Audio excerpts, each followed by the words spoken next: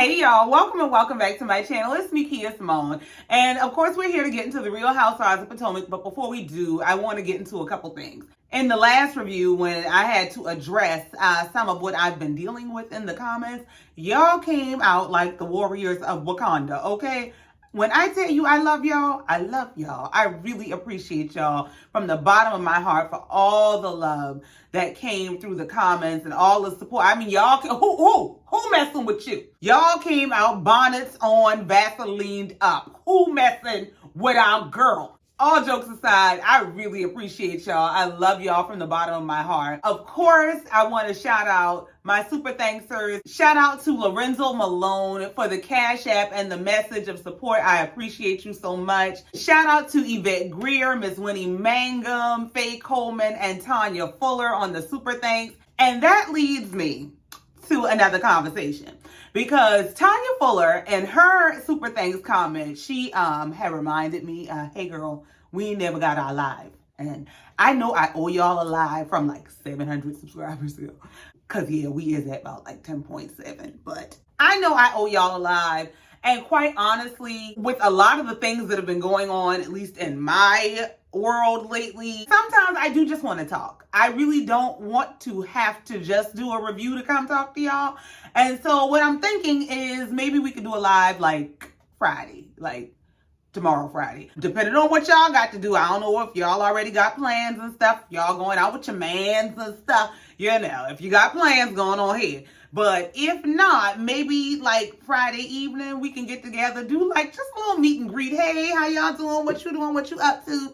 And just kind of hang out. I really enjoy y'all, and I would love to be able to just do a live and interact. Now, I'm going to tell y'all, I am quite the perfectionist sometimes. And so in my head, it's, oh, this has to be right, and I have to get that in order, and I need to make sure that works. And so to keep myself from just overthinking this to death, we just going to go ahead and try to jump off the cliff and do it. That's what I'm thinking. Y'all let me know in the comments if that works for y'all, if y'all are interested and doing a live on a Friday, or if y'all like, girl, go sit your ass down. We got a life.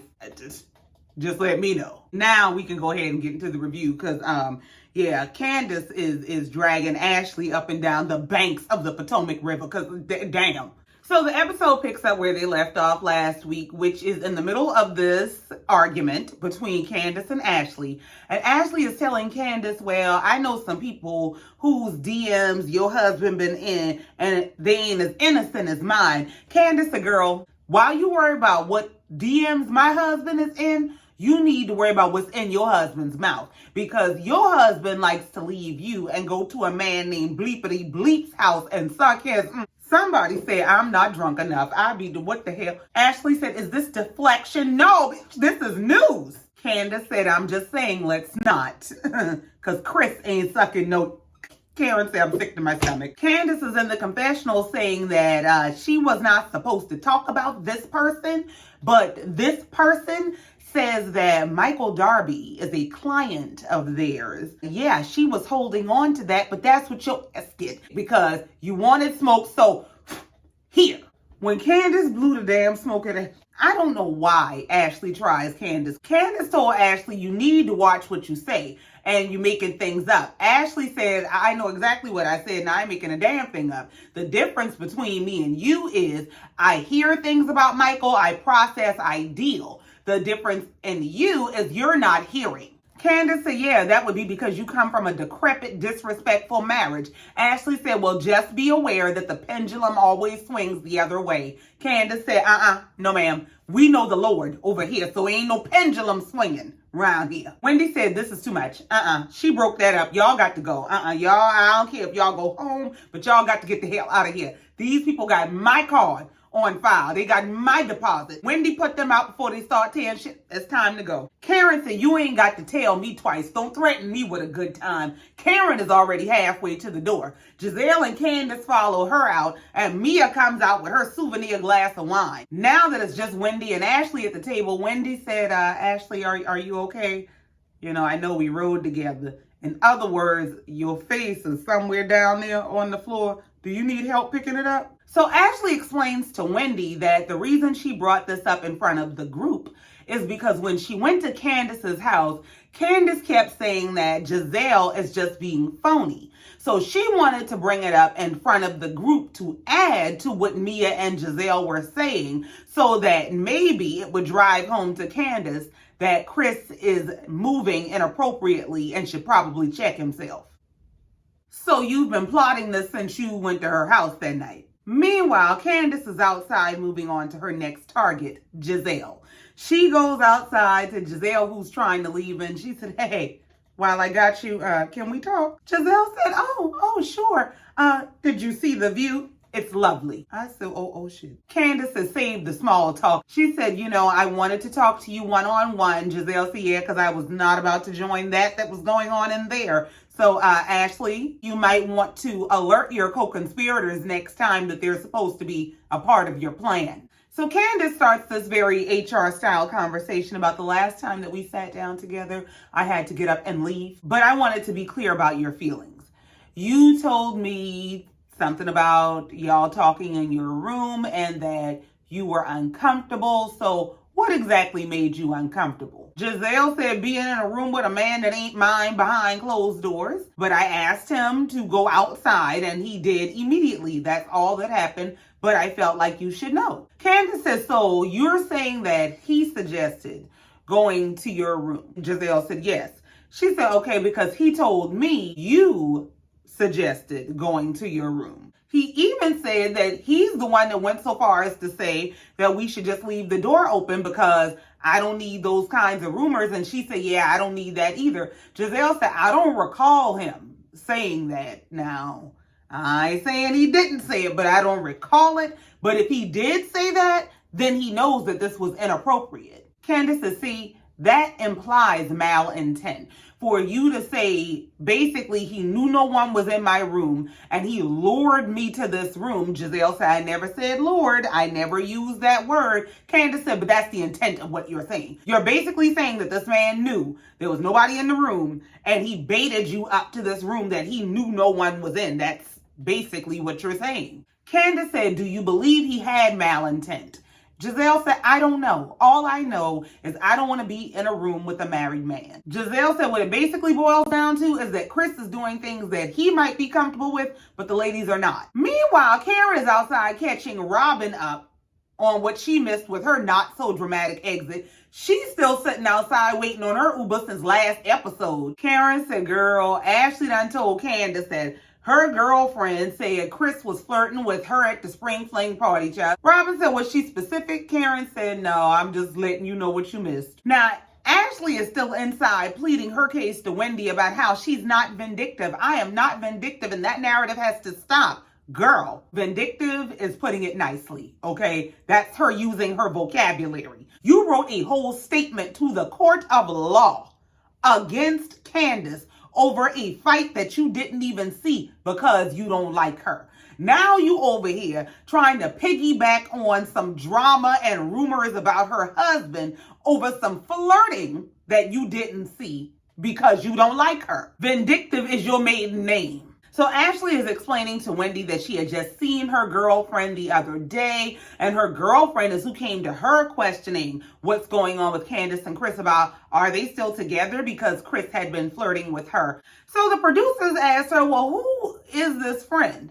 The friend is the girl Deborah that she met in the mom group the other day that came by her house a few episodes ago. Now, they did show footage of Chris standing near Deborah at the bar, but they didn't show footage of them interacting. Now, I don't know if they did interact or not. They just didn't show footage of it. Ashley said she's just not good at sitting on that type of thing, and she felt she needed to know. Well, I swear wherever y'all live don't have no damn cell phones. Y'all don't text, call, DM, PM, Blackberry, Messenger, nothing. Not even a damn carrier pigeon. Just the next time we see each other and we all get together, I'ma tell all your damn business. Meanwhile, Candiace is outside in tears as she is handing Giselle her S about the exact same thing. About, you could have called me if you really felt like there was an issue, but you waited to do this on the largest platform that you could, that you figured would do the most damage to somebody who's been nothing but nice to you. Giselle said, but that's not true. Candiace said, you're the reason that women can't come forward with SA allegations. Giselle said, what? Candiace said, yeah, because you say things that have absolutely no basis and no backing. Giselle said, wait a minute, just a minute ago, you said you understood what I was saying. Now it has no basis? Giselle said, you know what? Okay, I had a good feel of you handing me my... I'm done. Let's just go. They got up and decided to part ways to get on the same bus back to hell. And Giselle is in the confessional saying, I'm the reason women can't come forward. If anything, I'm being an advocate for women to come forward. And Candiace is in the confessional saying that she is shocked that Giselle is pretending to not understand the weight of what she's saying. She said she is an evil cunt, and she refuses to have her intelligence tap dance on so she can go to hell. Well, I ain't got to come back off vacation because Candiace is doing a damn good job conducting this train to hell. Go straight to hell. And Giselle immediately gets on the bus and starts performing this song and dance called Before I Take It Back, I'll Add More to It. She goes on the bus and is telling Robin, yeah, girl, Ashley was in there telling us that her girlfriend said Chris was feeling all on her at the bar at the spring fling party. Girl, he was feeling her butt and propositioned her at the bar. Now, see, this is what Candiace is talking about. This is Giselle putting 20 pounds of shit in a 10-pound bag. Because unless those people cut out a whole bunch of the conversation that we didn't see, what I saw Ashley tell Candiace is he was in her face and he was talking and flirting. He was doing stuff like this. I didn't hear nothing about grabbing butts and propositioning because that sounds a lot like Michael Darby. Even Robin is looking at her like that girlfriend that you know is full of shit and you just ain't got time to argue with them. Just, oh, that's what she said. Oh, okay. Because you don't know Karen done come in here and tell me they said all that. And then she wanted to throw a low bone for Robin to make sure you remember you still on my team and you mad at them. Yeah, Wendy don't own shit. But listen, Wendy tried, okay? Now, maybe Wendy wasn't specific, but I see what Wendy offered in terms of an apology as a beginning of a conversation. The conversation has to start somewhere. So if she's saying, listen, I apologize for my part in making you feel like we're oil and water, whatever that part is, if we need to discuss it in detail, let's discuss it in detail. But she did make the attempt to own her contribution to their issue. Giselle is full of shit. So then we move on and see Ashley going to see an attorney.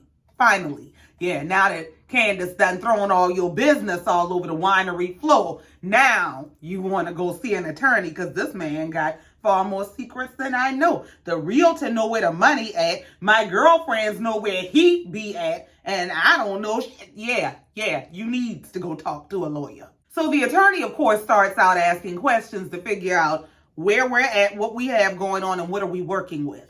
So the lawyer starts out by asking her, what got you to this point? And Ashley explains that they were looser sexually in the beginning of their relationship because she is a bisexual woman, so they enjoyed that together.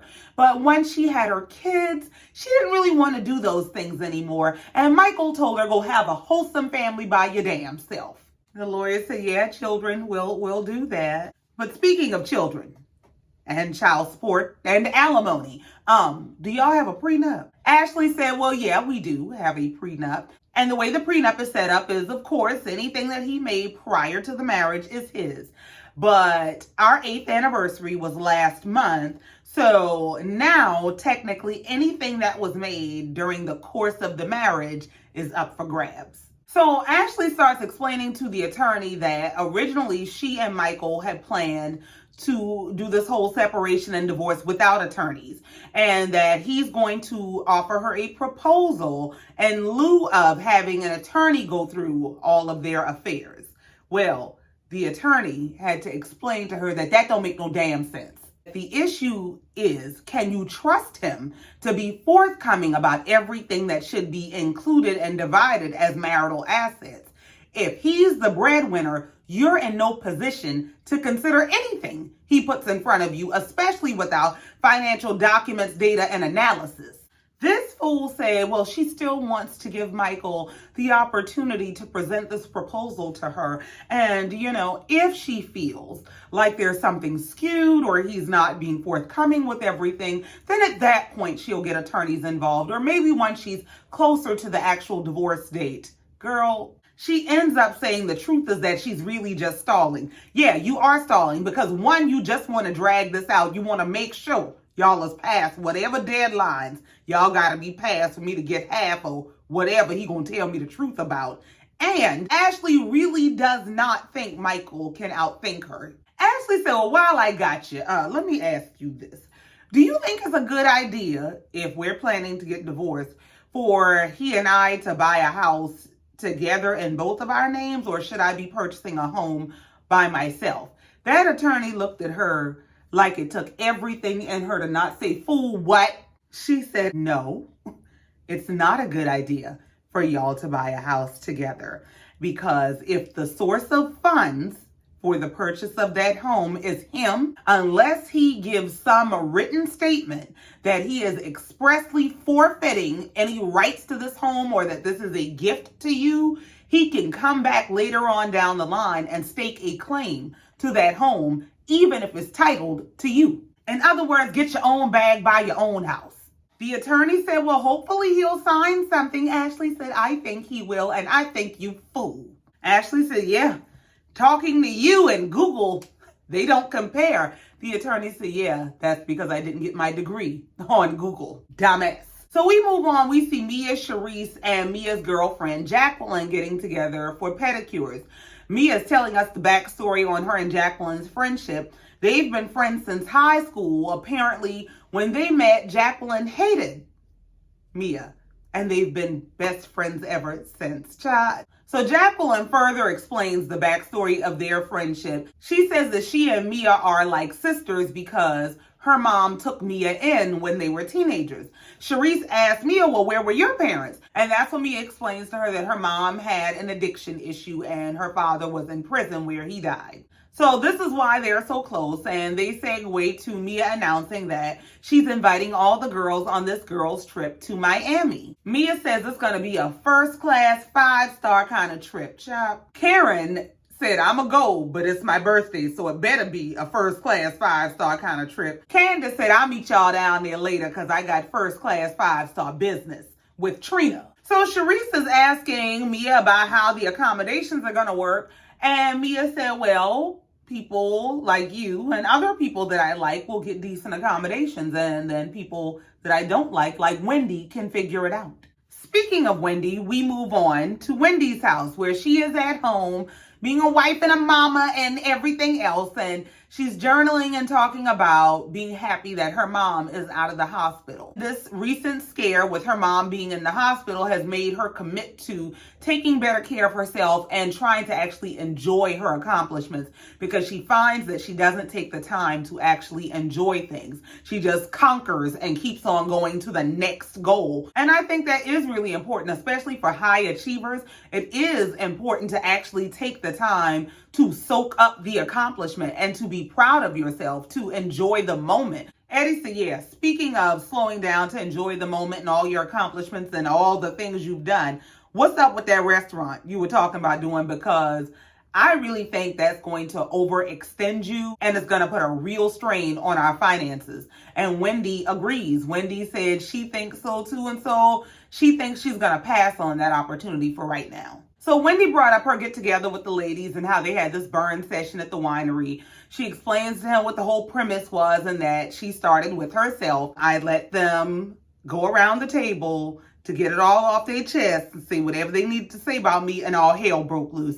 Eddie busted out laughing like, girl, what else did you expect to happen? She said, yeah, they all went in on me, and now Mia done sent a group text about us all going to Miami together like it's just all good. He asked her, well, did you take accountability for anything? She said, yeah, I took accountability for my part with Robin, but that didn't stop them from handing me my ass. So we move on to see Robin and Giselle out shopping for Miami with absolutely no guidance. Giselle is all excited about getting some outfits that they're probably going to drag her across the internet for. They're talking about how this trip is probably going to be a mess because Candiace is already ready to take Ashley's head off. And Giselle said, well, speaking of Candiace, I'm going to need to talk to her about her husband's tweets. You probably don't need to talk to her about nothing else about her husband right by now. Robin said, I already did that. Just Just stay over there. I talked to Candiace and I asked her who was he tweeting about, what's going on. And she said basically he was set off by Ashley and her latest accusations. Candiace said, yeah, he was upset by this latest Ashley accusation, that he's very hurt and he's over it. And so he went to Twitter and went off. And speaking of the literal devil, here comes Ashley. Now, I don't know if this is the way they edited it or if she just came in talking about Michael and about Michael's been in the Bahamas. And girl, we don't care and neither should you. Robin asked, well, are y'all contentious? Is it? And she said, no, we're very much cordial. She said, we were actually talking about money the other day. Giselle said, that's my favorite subject. Ashley about to get the bag. Girl, if you don't sit your fairy gold digger godmother down somewhere. Well, the real reason Ashley brought Michael up is because she got some stuff she needed to get off her chest. She's telling them how she had recently been asking him if the LLC is set up yet. And he got all upset that she was insinuating that he might be hiding money or trying to pull a sneak move over on her. They said, well, hold on. Wait a minute. Before you finish the story, it sounds like you trying to pull a sneak move on us. Because didn't you tell us y'all already had the LLC? Ashley starts saying, well, I thought it was already made too, but I did talk to an attorney who advised against it. So then you were lying. Just straight up lying at the Spring Fling when you said we made an offer on the house and yes, we made it in the name of the LLC. You were lying. Ashley is so full of I can't with her. So Robin brought the winery back up and she said, well, you know, I made my dramatic exit. So how did y'all end up in an argument? What exactly happened? Giselle said, well, what had happened was Ashley said what she said to Candiace about her man being in inboxes, and Candiace said to Ashley, you need to be worried about your own man who out here sucking dicks. Robin said, well, I'll be honest. She told me about that years ago. I said, gee, girl, what? Ashley said, who told you what years ago? Robin starts trying to tell the story and can't keep a straight face. Robin said, it ain't my story to tell, child. I don't know. Ashley said, you got to tell it now. We in it. Tell me what you heard. Robin said, well, Candiace told me on the phone in private that she knows a high-end escort that Michael Darby solicits services from. Ashley tries to put on this poker face about, you know what? I don't care and I don't believe it. Yes, you do. And yes, you do. Robin is in the confessional saying, you know, Candiace had said she wasn't going to bring that tidbit of information to the show. She was going to leave it off to the side. But I guess when Ashley decided to come for her, she just said, get. So the producer asked Robin, well, do you believe this little tidbit of information? Robin said, I don't put nothing past nobody, especially Michael Darby. So Giselle explains to Robin and Ashley that she and Candiace had what she thought was a nice conversation at the winery. She said, at least it was nice in my mind. And then next thing you know, your husband is on Twitter calling me a liar. And this could have all been dealt with and done with through a conversation. But now it will never be dealt with and done with because your husband is on Twitter calling me a liar. Robin said, well, they are married, so the two have become one. And this is how Candiace gets down on Twitter. You know you piss her off. She drags you all through the Twitter streets. So her husband is doing the same thing. All he has is her and her version of events as his resource for what's going on. So, of course, he's on Twitter going off just like she would. Well, Giselle said at this point, she can't figure out the dynamic between Candiace and Chris, but Candiace is not putting a stop to Chris calling her a liar, so she don't have nothing to say to Chris going forward. If she sees him, it'll be F him. Well, here's my thing. Why did you think y'all had a good conversation when she was in tears and telling you that you are the reason that women can't come forward with SA allegations? Why would you think that was a good conversation? So we move on and we see the ladies getting together at the airport to head to Miami. It's Karen's birthday weekend. She's so excited. She's even talking to Sharice. Sharice looked at her like, girl, what the is wrong with you if you don't back up? So when they arrive in Miami, Mia has 2 trucks waiting on them and the ladies have to split up. Well, she's already premeditated this split. She has herself, her friend Jacqueline, Karen, and Giselle all riding together. And then she puts Wendy, Robin, Ashley, and Sharice in the same vehicle. So, of course, they're trying to figure out the rhyme, reason, or strategy to this whole split. Like, is this based on who she like and who she don't? The women in the car with her think they're the first round draft picks. And she said, yeah, y'all my favorites. In the other vehicle, Robin is coming up with all the conspiracy theories that, hey, yeah, you know what? Maybe she's trying to facilitate conversation. Or maybe Karen requested to not be anywhere near Charisse. Wendy said, well, I don't think she's accommodating things like that because, I mean, you don't like me. Robin said, yeah, but I also don't make demands. Yeah, if you thought Robin was going to clear that up and say, yeah, we all right, you thought wrong. Well, while they're in the reject car trying to dissect the group message that she sent and figure out where they're staying, Mia goes ahead and lets her group know what the secret is. Yeah, there's not enough rooms. She said the house is absolutely beautiful because it's listed for $12 million. And Karen, you're definitely going to get your own room because it's your birthday. But yeah, somebody's sleeping on the floor. And the other car, they just starting to realize somebody going to be sleeping on the floor because, wait a minute now, this girl told us in this message that this was going to be a first-class 5-star trip, but it's 9 of us in 6 rooms, so somebody help me understand something. Charisse says she ain't saying a mumbling word because she already knew what time it was from when they went and got pedicures. And Mia done promised her own room, so she ain't opening her mouth. Robin said, I can smell the bullshit already. I already know what's going on. And Ashley said, I still got Michael's credit card. I will go get a hotel room in a heartbeat. She better not play with me. Now back in Mia's car, Giselle is doing what she does, minding somebody else's business. And she's asking Jacqueline where her ex-husband is. Where's your ex-husband? I would have asked her what the hell that got to do. Was I supposed to check him with my bag? Like, girl, what? Jacqueline said, well, they were never actually married.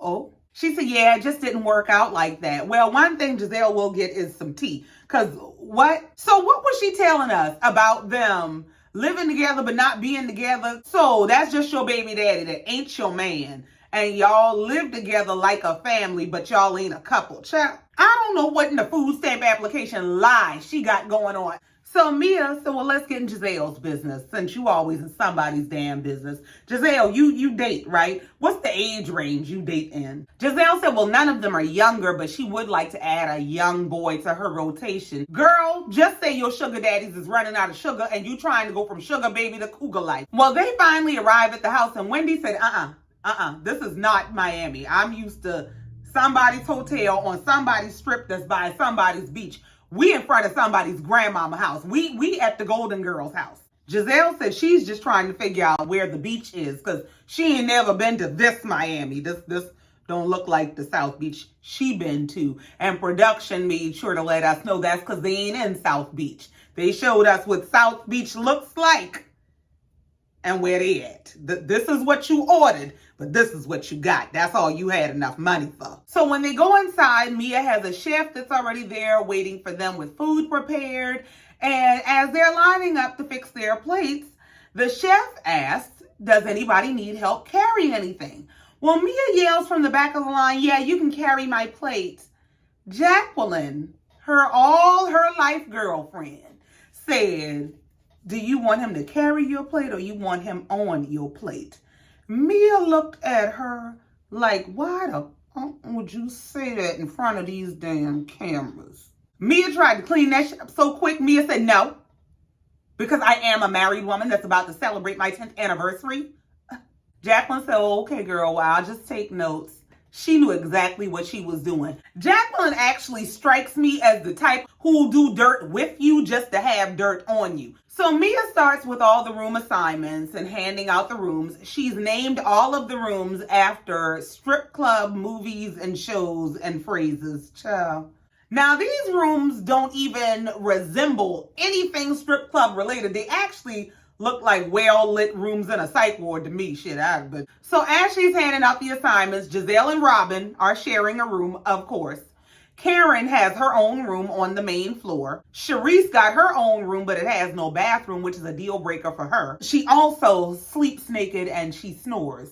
And so she prefers to sleep alone. Child, that's too much information. Keep something to yourself. Wendy gets to her room. She said, I got a bed and a bathroom. I'm happy. Of course, Mia and Jacqueline are sharing a room. And Ashley has her own room with her own bathroom. And so she's happy. Now, Robin and Giselle might got their room and their bathroom, but Robin says she's over it. She's tired of this shit. She says she gets that she and Giselle are besties, but damn it, they ain't Bopsy twins, okay? Please stop giving us rooms together because we is grown. So now that all the assignments have been made, they've gone and seen all the rooms, they start deducing that, hold on, the only reason this is working right now is Candiace ain't here, but there ain't no more room, so where is Candiace supposed to sleep?